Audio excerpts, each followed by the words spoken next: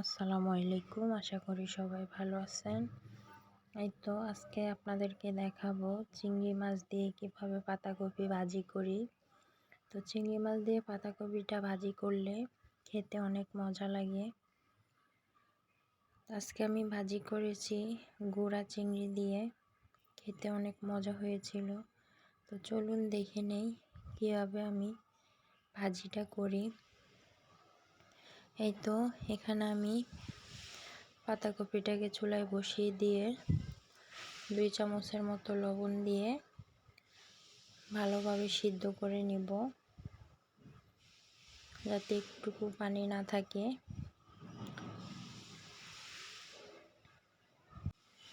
আমি পাতাকপিটাকে ভালোভাবে সিদ্ধ করে নিয়েছি, দেখুন। তো আপনাদের যদি আমার ভিডিওটা ভালো লাগে অবশ্যই লাইক করে দিবেন।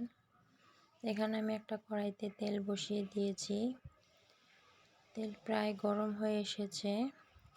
এখন দিয়ে দিব পেঁয়াজ কুচি এবং কাঁচামরিচ কুচি। পেঁয়াজটাকে কিছুক্ষণ ভেজে নিব। এ পর্যায়ে দিয়ে দিব 1 চামচ লবণ। যেহেতু আমি পাতাকপি সিদ্ধ করার সময় লবণ দিয়েছি, তাই এখন অল্প একটু লবণ দিলাম। এখন দিয়ে দিয়েছি গুঁড়া চিংড়িগুলি, আমি আগে থেকে ধুয়ে ভেজে রেডি করে রেখেছি। এখন পেঁয়াজের সাথে চিংড়িগুলিকে লাল লাল করে ভেজে নিব।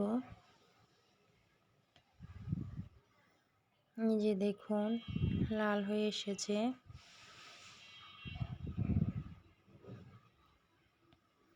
আমি একদম তেলের উপরে চিংড়িগুলিকে ভেজে নিয়েছি। দেখুন এখনই দেখতে কতটা সুন্দর লাগতেছে।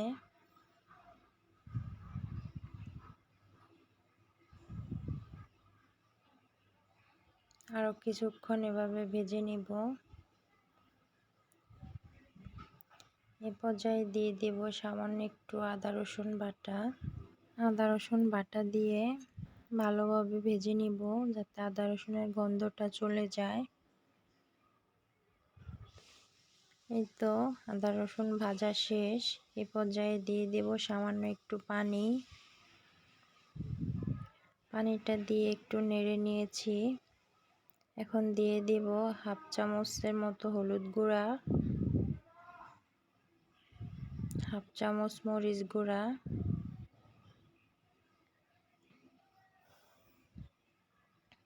এখন মশলাটাকে নেড়ে ভালোভাবে কষিয়ে নিব। মশলাটা আমার প্রায় কষানো শেষ পর্যায়ে। দেখুন কিভাবে তেল ভেসে উঠেছে।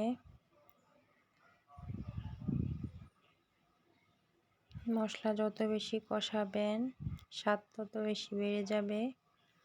এ পর্যায়ে দিয়ে দিব সিদ্ধ করে রাখা পাতাকপিগুলি।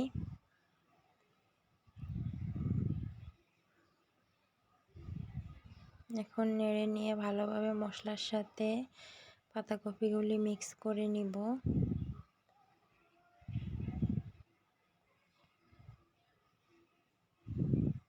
এভাবে ভাজি করলে আমার কাছে খেতে অনেক মজা লাগে।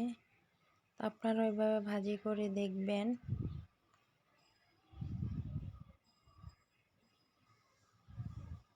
যারা আমার ভিডিওটি দেখছেন তারা অবশ্যই আমার চ্যানেলটা সাবস্ক্রাইব করে দিবেন, আর যারা এখনো সাবস্ক্রাইব করেন নাই তারাও তাড়াতাড়ি সাবস্ক্রাইব করে দিবেন। যারা আগে থেকে সাবস্ক্রাইব করে রেখেছেন তাদেরকে অসংখ্য ধন্যবাদ। তো এভাবে করে আমি ভাজিটাকে একদম ভালোভাবে ভেজে নিব।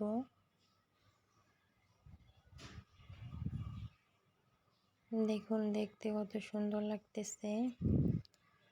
আমার ভাজিটা প্রায় হয়ে এসেছে। এই পর্যায়ে দিয়ে দেব ধনিয়া পাতা কুচি, দিয়ে আরও কিছুক্ষণ ভেজে নিব।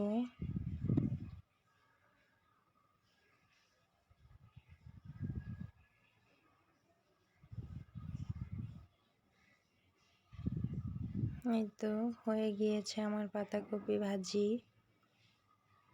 এখন চুলা থেকে নামিয়ে নিব। দেখুন কতটা সুন্দর লাগতেছে, খেতে অনেক মজা হয়েছিল।